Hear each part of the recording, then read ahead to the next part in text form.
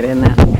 Hold on. Say hello to your adoring fans. Hi, you guys. I really thought absolutely no one would be here because everyone would think it was at 7 p.m. And so we would show up and it would be a completely empty house. There's another shift coming at 7. So I know. Am I echoing crazy? Where should I put this? Thank you, Skylight, for having me. I've never read here, and I've always wanted to, so this is a thrill. And it's also just kind of a crazy thrill that the book is out and real. I've had kind of a hell of a year, and it's a really nice thing, and I'm really happy to be in LA where it's hot and I can wear a little dress. So. I'm going to just read a little bit first before Meredith and I talk. So the novel centers around a gestational surrogacy and the 4 couples involved in the gestational surrogacy, although it spans 30 years, so that's not all that's going on. But the character that I'm going to read about is named Gretchen, and she is the egg donor in the situation, the older sister of one of the 2 dads who are going to raise the baby. And she is on the verge of basically constantly fantasizing about filing for divorce because she's recently figured out that her husband has been cavorting with a Russian escort service. So that's probably about all you need to know for this. Mail service, right? No, that changed. That changed. You have to read the new version, Rob. Dan got his hands on the book. A lot is different. This is a reader participation. Totally, exactly. Feel free to tell me what you think I should have done. All right. Suddenly, Chad is the cruise director of Gretchen's life.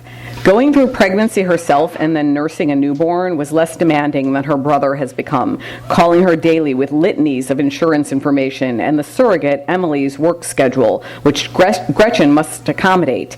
Emily needs to be knocked up in October so that she can deliver in the summer when she's off work. Chop, chop.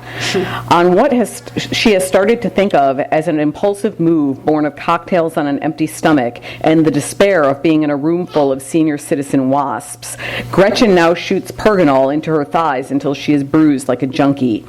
The hormones make her skin break out, and Troy is horrified.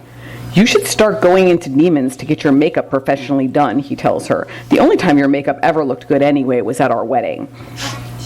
Neiman Marcus is not even open at 8 o'clock a.m.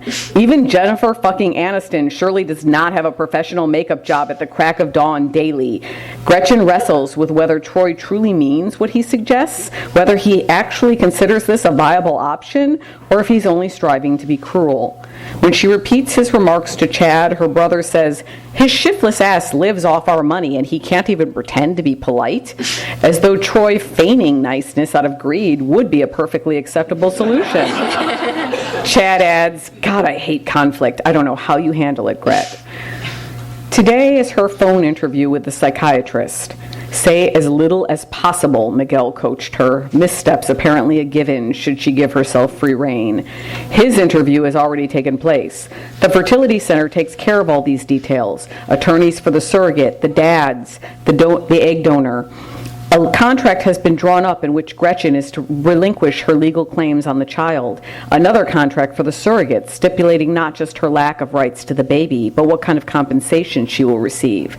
The going market rate seems to be about $30,000, but this Emily woman will not accept more than 10. She isn't doing it for the money, Chad said, as though this makes sense. What the hell else would the girl be doing it for? She's an old friend of Miguel's, but Gretchen has known Miguel for 10 years and never heard of Emily until now, so how good a friend can she possibly be? The situation is inexplicable. Gretchen is donating an egg to her brother. The offspring will be part of their clan, even if the situation in which she's found herself makes little sense to her on an emotional level. It looks good on paper. Are you on good terms with your parents? The psychiatrist asks on the phone, and Gretchen resists the urge to say, define good. Clearly that would not fall under saying as little as possible. Very good terms, Gretchen says dutifully. We're a close-knit family. My parents are very involved with my son. It is all true. Truth floats on the surface of things, with subtext beneath, hanging off the words, like a diagrammed sentence. Very good terms. Well, we lie to each other about everything, and therefore everyone is comfortable and happy. Happy, of course, being a euphemism for a lack of anxiety. Anxiety, of course, being controlled by various prescription pills, which, unfortunately, my husband refuses to take and instead kicks the dog when his anxiety reaches unmanageable proportions. Unmanageable proportions occurring, that is, mainly every day, including for the dog who is taken to pissing on the carpet, which causes my husband to kick it. Did you mention my parents? Oh yes, we're on very good terms. We're a close-knit family. My mother is a very annoying person, so her so-called friends can only tolerate her in small doses, and therefore the lion's share of coping with her is left to our nuclear family. By which I mean me, since my father is off playing golf and having martini lunches, and my brother, despite being gay, is still of the male persuasion and therefore mainly useless. Every time the phone rings, my husband says, "There's fucking Elaine ringing her bell." Now when the phone rings, Gray says, "There's Grandma ringing her bell." We managed to eliminate the fucking Elaine part after Troy washed Gray's mouth out with soap the first time he said it, even though Gray was only repeating what he'd heard his father say. Oh, did I mention repeating? It's a bit of an issue around here, as in my son is a parrot. If you read him the Gettysburg Address, he'd be walking around the house reciting it from memory within half an hour. Instead, most of what he repeats consists of imperatives that I should get my makeup done at Neiman's, and that the dog is a filthy animal bringing diseases into the house, even though it never ventures further than our backyard. I suppose at least Gray only got his mouth washed out with soap and didn't get kicked. Although for the remainder of the night, I thought obsessively about that movie with Farrah Fawcett, The Burning Bed, and how immensely satisfying it would be to burn the house down while Troy was asleep. How all I would need to do is send Gray out for a sleepover and we would be all set. Except Gray has no friends at whose houses he could sleep. And I'd have to leave the dog inside and let it be burned to a crisp, since evacuating the pets is one of the surest signs of arson. Which might not be the worst thing, except for that Gray is more attached to that pissing dog than he is to us. My parents are very involved with my son. No, stupid, there's no subtext here. Don't you recognize sarcasm? The interview's mostly painless. Gretchen ignores the ringing doorbell to complete the call and then hangs up relatively certain she has not sabotaged Chad and Miguel's hopes for parenthood. She trots to the door to see if there's any sign of who was there and finds a package at her feet from UPS. The address label reads Troy Underwood, but this stops Gretchen not at all. Any package in the mail is a golden opportunity. Perhaps it will be an inflatable doll with a Russian flag right above its vagina. Then she could photograph it and give it to her future shark attorney to keep in her hypothetical divorce file, which is becoming, in her mind, as crowded as a hope chest. She rips open the packaging.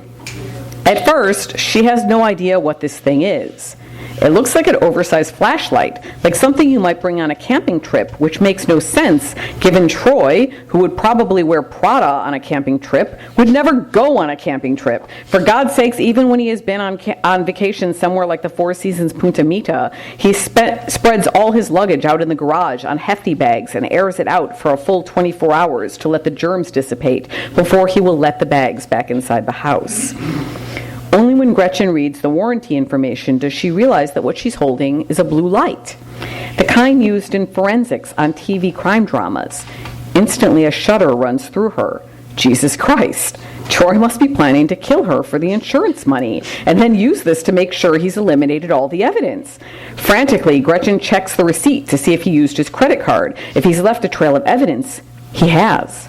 For some reason, this makes Gretchen's heart steady, though her hand is still gripping the wall. That fucktard, just let him try and kill her. She will call Chad and tell him about the blue light so that Troy's stupid ass will be busted and sent to prison the moment she turns up missing. It takes about 30 seconds or so for Gretchen to realize that she, dead in this scenario, does not exactly emerge triumphant.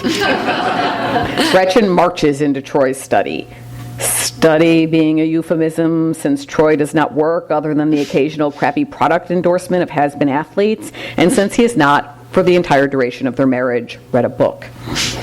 She does not knock, just bursts in. Troy is at the computer, though he's not doing anything useful to her future divorce case, like jacking off to cold war porn.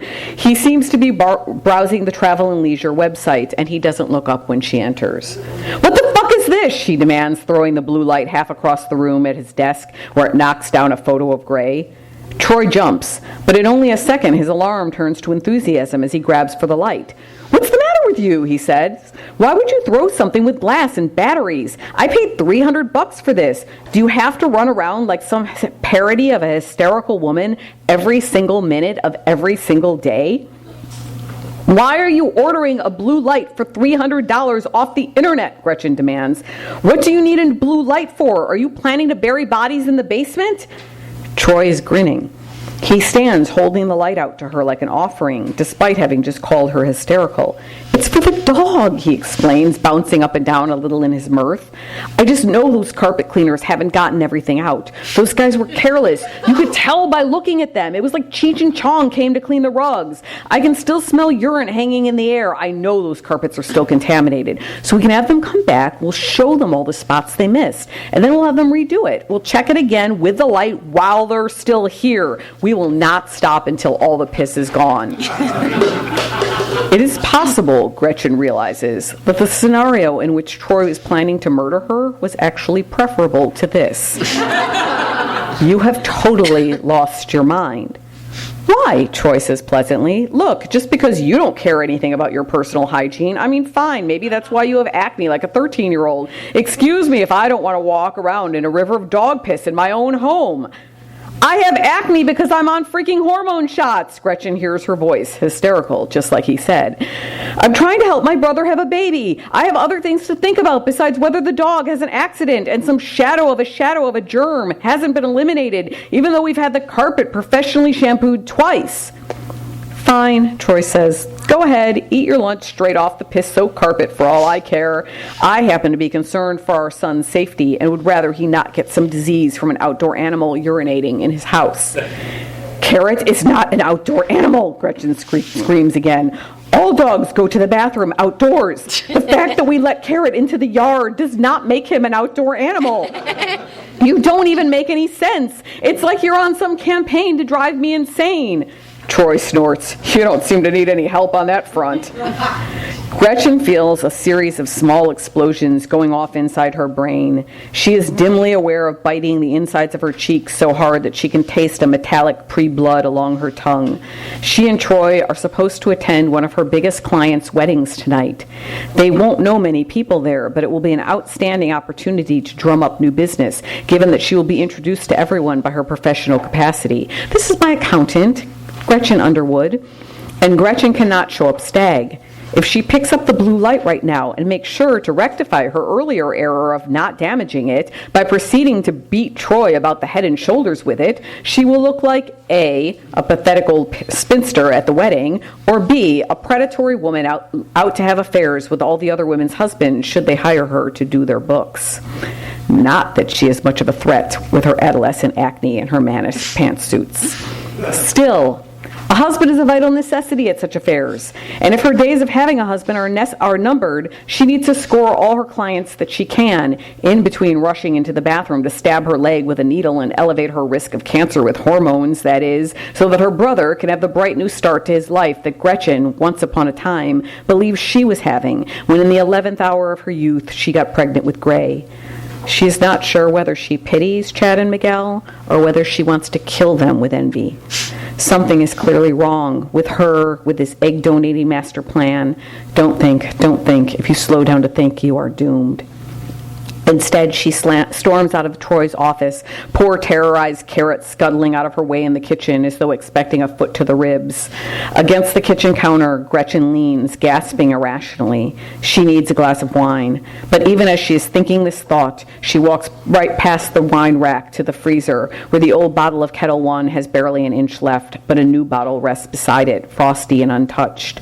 Gray will not be out of the day school for 4 hours. She has time before she has to drive.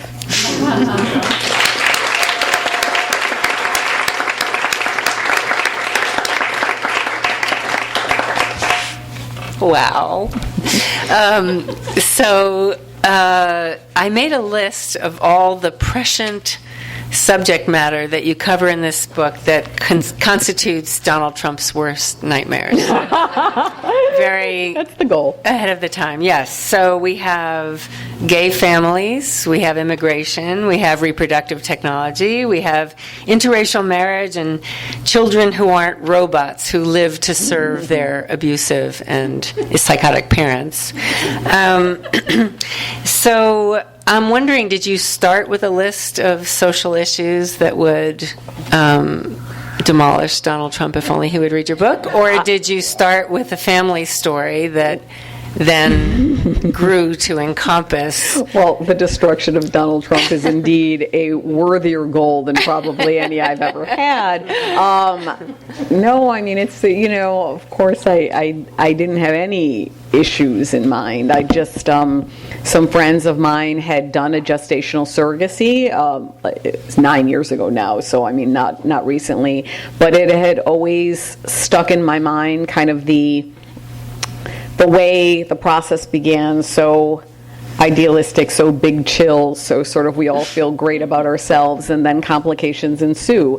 And even though they're not the same complications as are in this book, I just was interested in the juxtaposition of different ways we make families. I mean, I have 2 adopted children. One of my best girlfriends is a single mom who adopted from Ethiopia. Another the pair that I'm talking about have 2 children from a gestational surrogate. I mean, the American family and what constitutes normal is just a very different beast now. There is no normal, particularly in urban environments. And I wanted to write about how that impacted different characters in the book. And I really didn't have any political agenda. I think art is political, but art is not politics. So it's, yeah.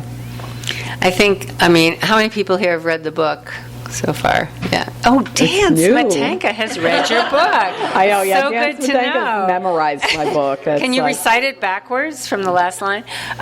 It's what really amazed me is that you are able to tackle all these very political and very broad-reaching subjects, and still, the book still reads to me like multiple love stories, and that's kind of amazing. I wonder if you could say anything about the juxtaposition, or how you wove in these big ticket items with the love stories that are in them. I think one of the biggest issues to me is that no character should exist for a cause of representation. So, I have characters who are gay, bi, Latino, straight, wasp from the suburbs. Like, I have a lot of, an Irish playwright. Like, I've got a lot of different types of characters in here. And one of the things that I see and know is that when you're writing about, say, like a white straight man, no one ever expects that your white straight man embodies all white straight men, like that they're meant to instruct or present a template for change, or that they're meant to educate. Like, there is nothing, they're just a character. And so I really just, on a broader level, set out to write characters. And the first thing with any character is, what do they want badly, and what stands in the way of what they want badly. And usually, of course, they stand in the way of what they want badly, and in addition to other things. I was trying to explore in the novel various forms of desire. I've explored sexual desire a lot in my work, always, but also like the desire. Only in your work? I'm sorry. Well, the desire for family, the desire for money, the desire for a different life, the desire for your children to somehow be a mirror of you in a way that they simply will not accommodate because they're actually human. And unless they're Donald Trump's children. And, so I tried to come at everyone in terms of what do they desire and what are their demons and what makes them tick. And I think that particularly when always when you're writing any character, including when you're writing a character who doesn't sort of represent the dominant sort of like white straight character from literature, you always have to be fearless about fucking up, and you always have to be fearless about making them flawed. That you can't ever try to present some utopian vision. I mean, Janet Burr always says in fiction only trouble is interesting, and that's just true no matter who you're writing. So I mean, I wanted to get at what they love and what prevents them from getting it, and how they're screwed up and what chances there might be to change and all of that. So you took this story from a real life story of real life friends of yours. Yes. Did that, how did that make it harder or easier to create characters who were not those people? It definitely, so Chad and Miguel, the fathers in the book, actually, I mean, they're based on two very close friends of mine who read the book at every step of the way, but they're also based on characters from my second book, a short story collection. There's a story called How to Marry a Wasp about their commitment ceremony in there. So they're characters I've been working with for a really long time, and so in a way, when we first all, as this group of friends, had this surrogacy experience, and I thought I was going to write a book about it, I was a little paralyzed by the closeness of Chad and Miguel to the actual guys that I'm close with.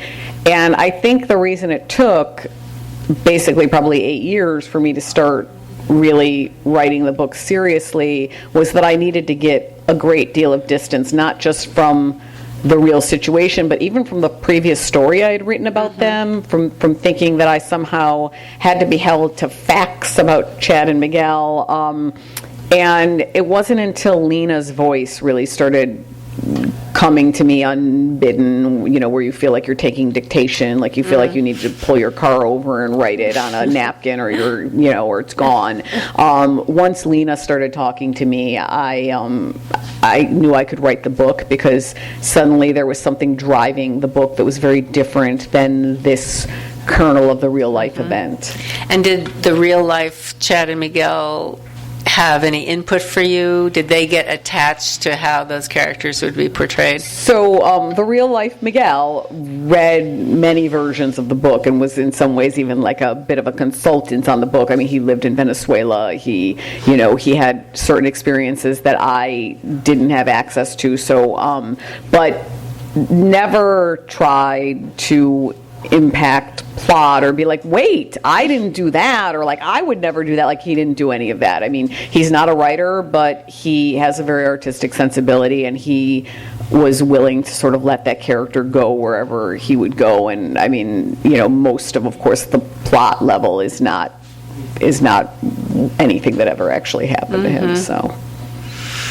So the inevitable question that I must ask about autobiography in this book. Inevitable question.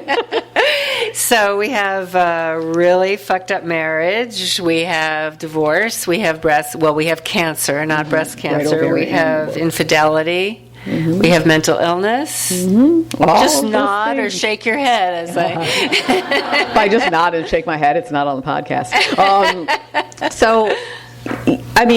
So of course, like the cancer, obviously, I know a lot of you people in this room, so it's not exactly a secret that I have had breast cancer for, I was diagnosed the day after Thanksgiving last year, so it's been almost a year.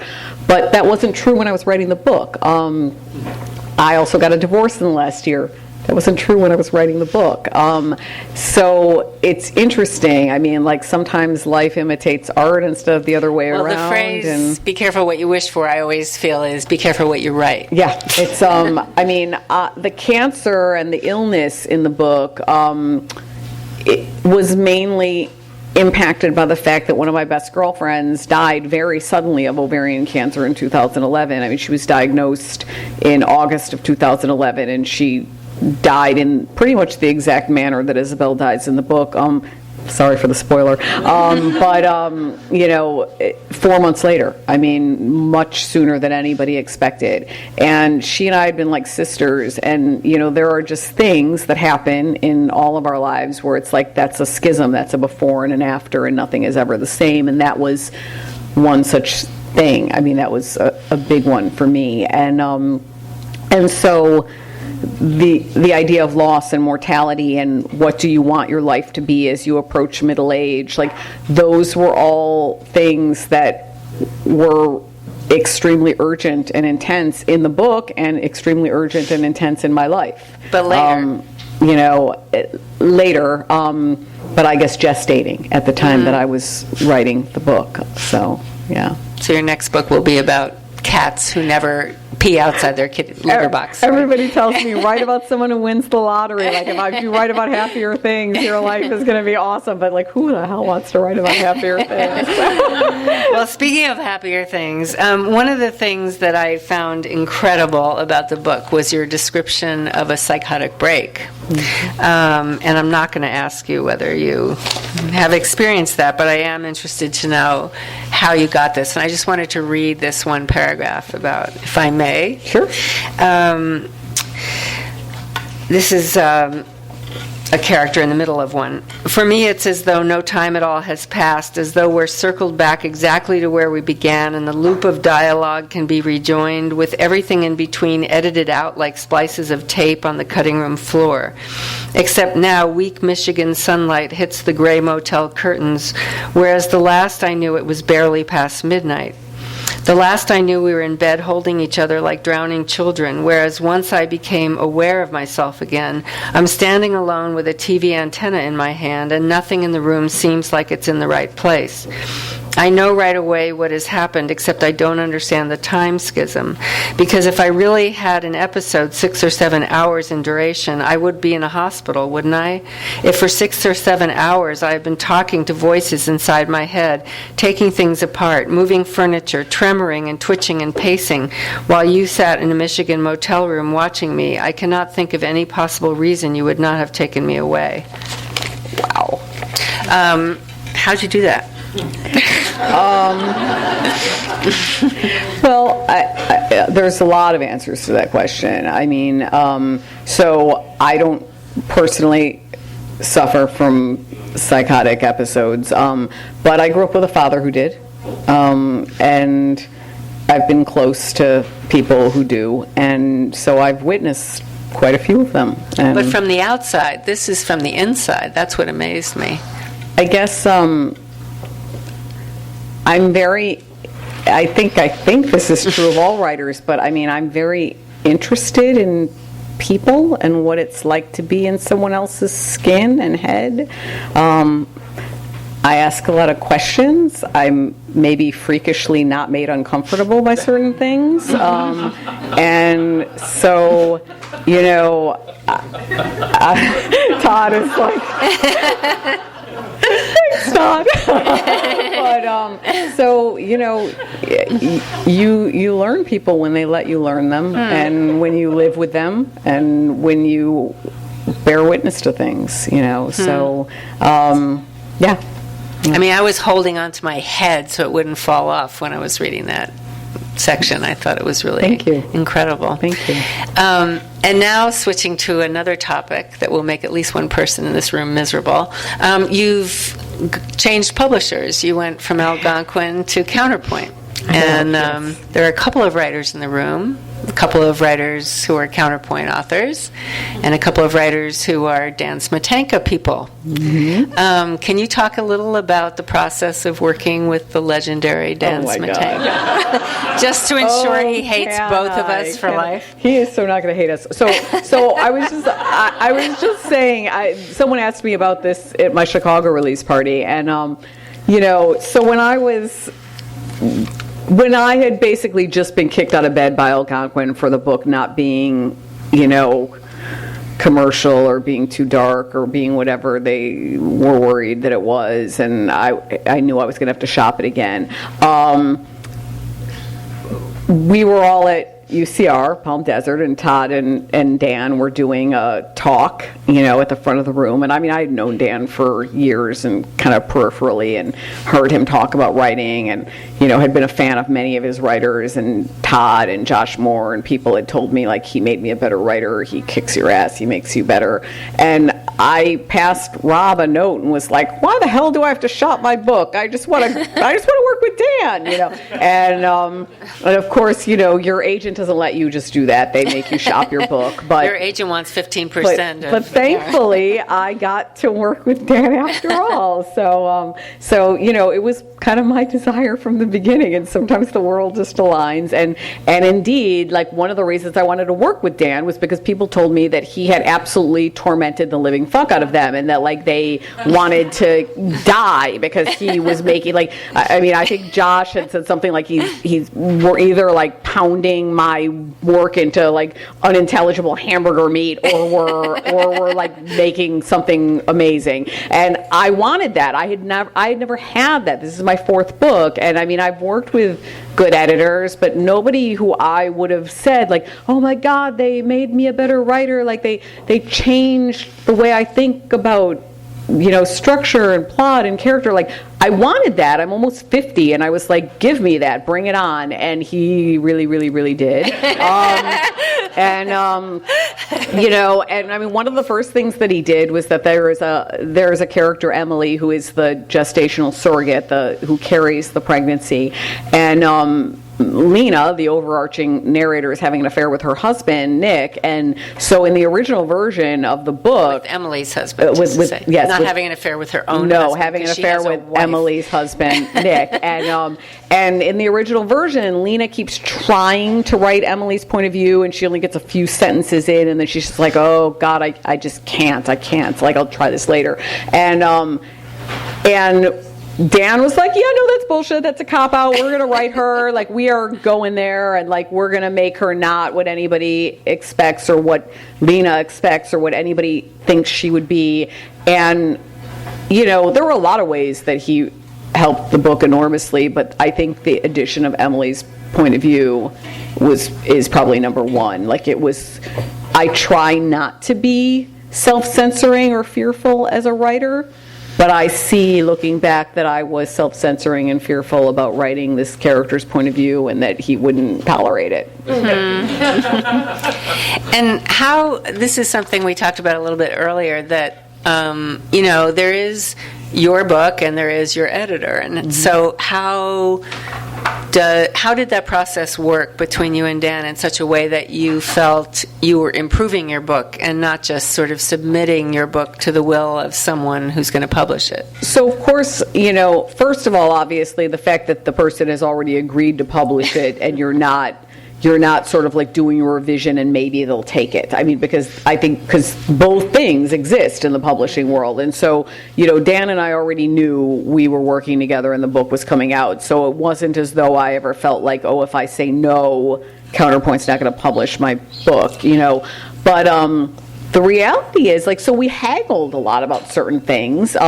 We haggled a lot about the character of Emily and how she was going to manifest and, like, different things. We would have very passionate, long phone conversations in which we would analyze all the characters as though they were real people who we were gossiping about in our lives, and and it was amazing. But really, in the final analysis, there's only one scene in the book that Dan had been like, well, we need to cut this scene because X, and I was like, we're so not cutting this scene because Y, and that was the one thing that I was like, no, I'm not doing that. But really, in most ways,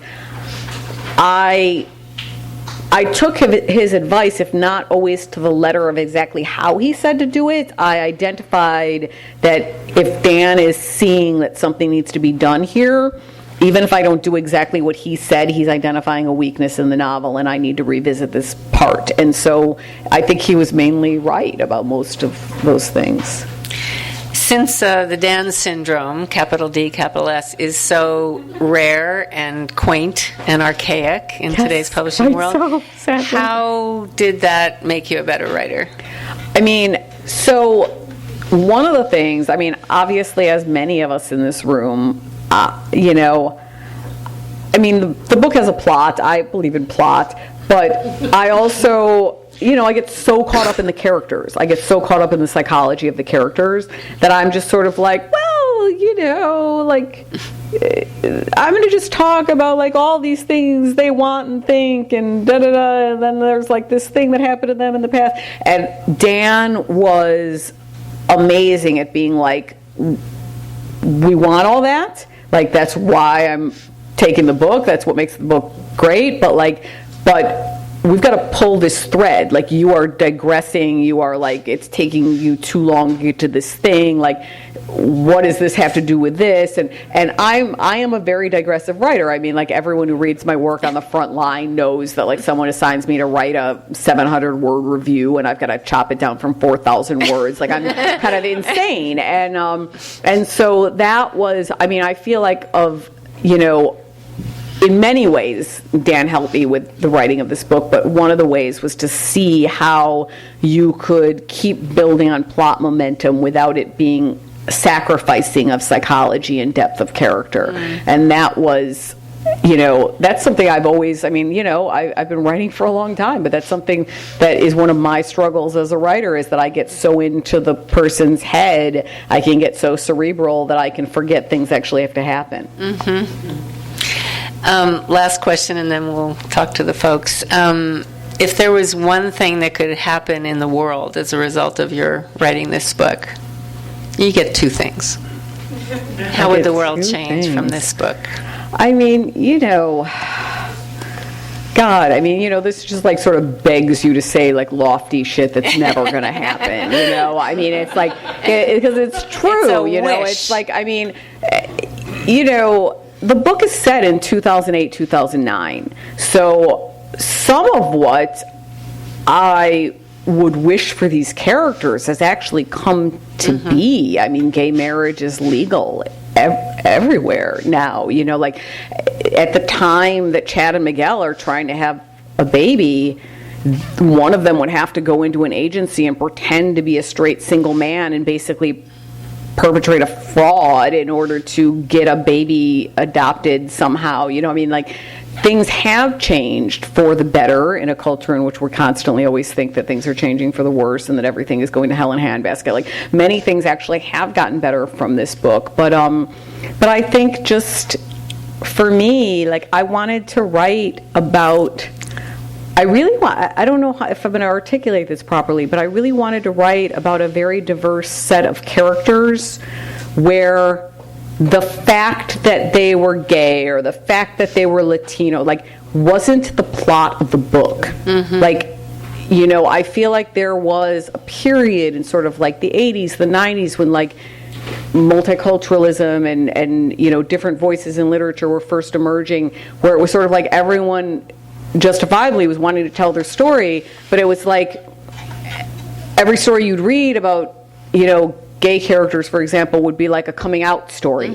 And, and every story you would read about, like characters who weren't white, waspy American people would be sort of like, oh, let me immerse you in the exotic world of like my home culture. And it's like sometimes, particularly in urban America in 2008, 2009, like, we're all just living our lives. Like, this is like, we all exist within multiple identity frames, and this is not, like, no one thing is our whole identity, our whole life, or the thing that everything that happens to us is channeled through. And so I really wanted to write about kind of like what it is to be a contemporary American person for whom identity is a multiple, like a very varied thing. And I hope that maybe it would make anybody else feel like, yeah, we can do that.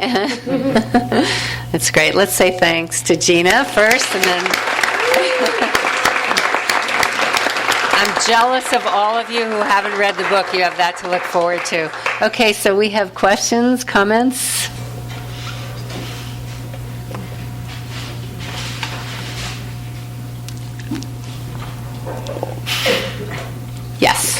Could you talk a little bit more about like putting on the plot hat and like the difference between like your approach to plot as opposed to character and like how you kind of work with that? So one of the challenges for me is that almost everything I write exists in multiple time frames. Literally almost everything I write exists in multiple time frames. So even if it's a 15-page short story, there's probably not only one linear story. I am kind of obsessed as a writer with, like, how do the demons of the past bear on the present moment and the choices we make, and like our opportunities to make a different choice or to keep making the same choice that keeps getting us in deeper. So one of my challenges to plot is that it's hard to have forward propulsion exclusively when, first of all, you probably have like 5 point of view characters, because I'm obsessed with the complete contrasting of different truths and characters looking at the same thing in different angles, and I'm also obsessed with multiple time frames. So when you've got these two things happening, it's a challenge to be like, how do we keep the plot arc moving forward and we don't constantly digress? And so that, to me, I mean, I still feel like maybe that's not something I can worry about on a first draft. I have to just kind of go with voice and layering.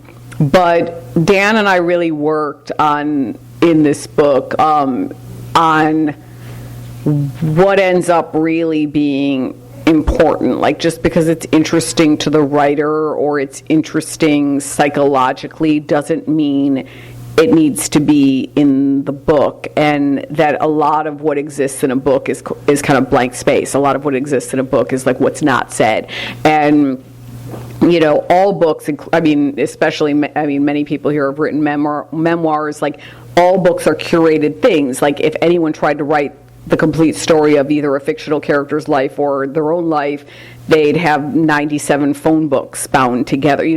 So you have to get rid of things. And so I worked a lot on, the things I needed to write my way into the book were not the same things that always needed to stay in the book for the benefit of the reader.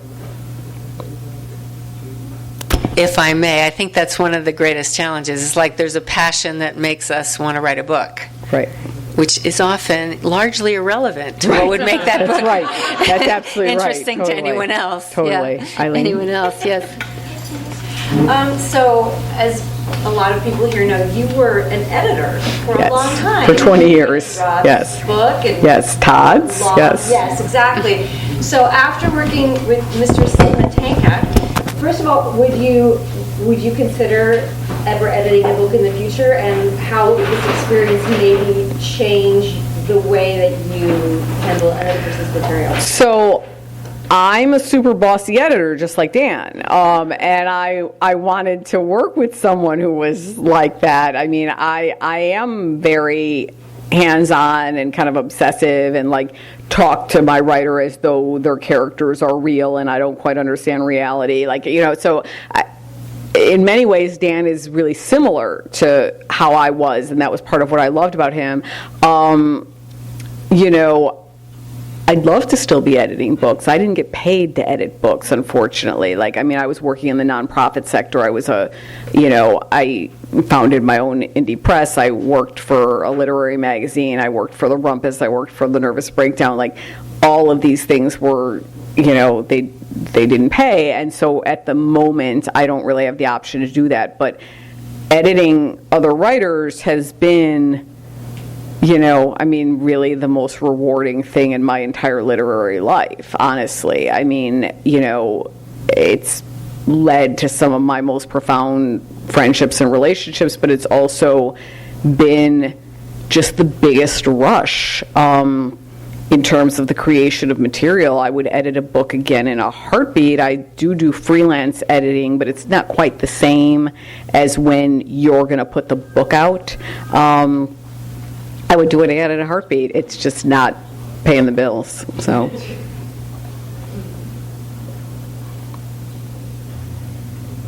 Yes. Yes. Do you ever struggle with rewriting, or are you able to I haven't written a book, so I don't know. You go through and then you don't rewrite until you have a draft? Because I have that, like I write scripts and I have a big struggle with trying to make things perfect in the beginning, and you have a really nice beginning and you don't have a finished product. Yeah, I mean, I teach as we all do, because this is not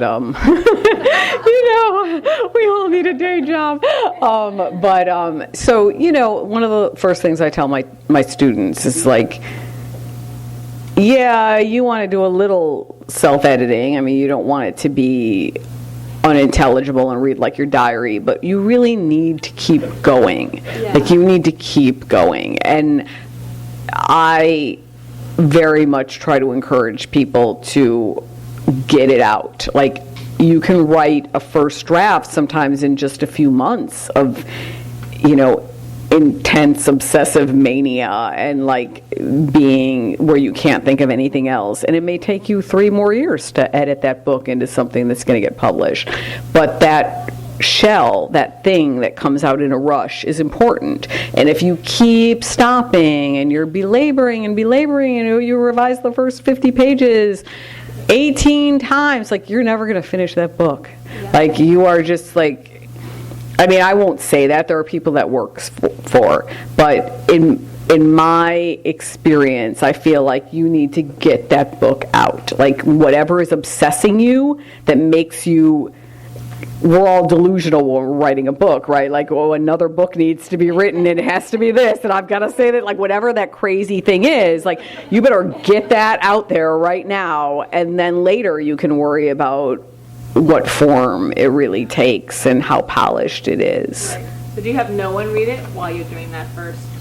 I wouldn't know. No, I don't have no one read it. I mean, Rob reads it. I have a writing group. Certain people read it, but my agent doesn't read it, and I don't view it as a finished product. So yeah. Gina, with all the teaching and editing, do you find it hard to read for pleasure? And what have you read recently? Oh, Dinah, what a good question. With all your teaching, and do you find it hard to fill your car up with gas? Yes, I do. It's it's really hard to read for pleasure, because of course you're reading. I mean, you have 100 students and you have a blah blah blah. I mean, in terms of time, do you ever find is it hard to sit down and take off those other hats? Yes. So recently, so this is a multi-layered question. First of all, it's when you've been an editor for 20 years, it's hard to read anything without, I remember reading Mona Simpson's Anywhere But Here and literally editing the thing as though I was going to publish the book. And I'm like, the book's already published, right? You don't need to do that. That's not helping her, but I do that. So that is kind of how I read. But it's also been, reading is an interesting thing lately.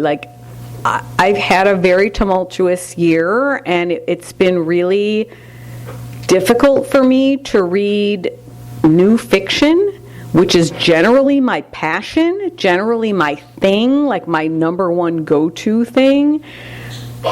But I've been finding that I have to read things where I already feel connected, and as though I'm not reading a stranger, as though I already know the person. So sometimes that's nonfiction, because I either know the author or I know the subject, the situation.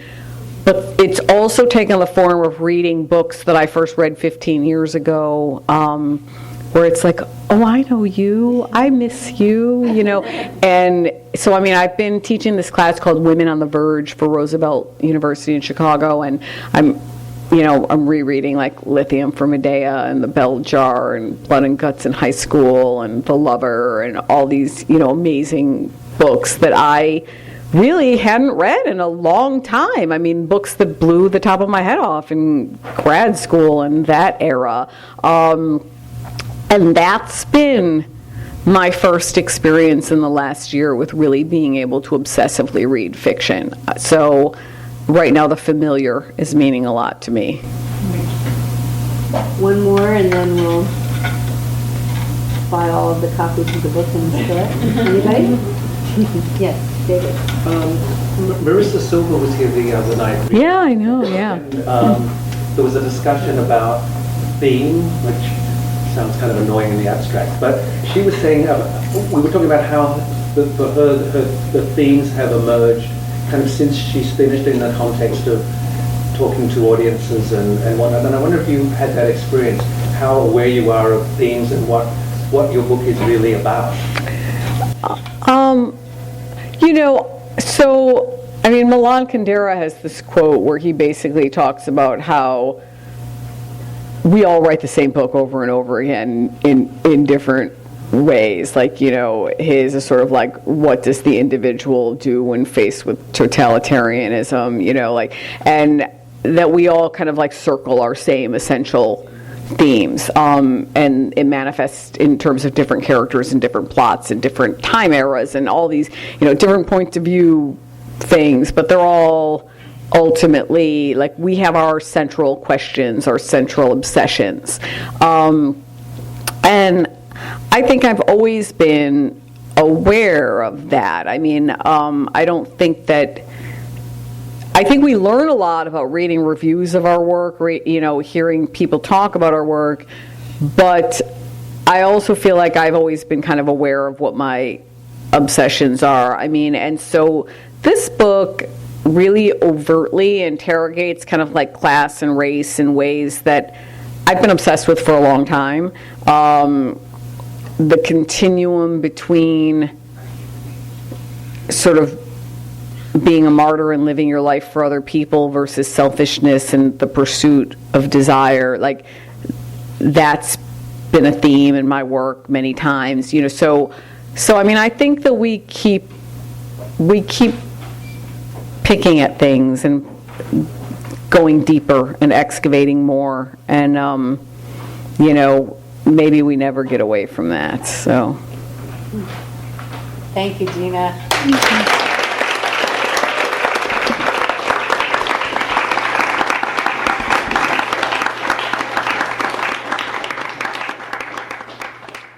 You've been listening to the Skylight Books Author Reading Series. Don't forget that you can listen to this and all of our other great podcasts at skylightbooks.com.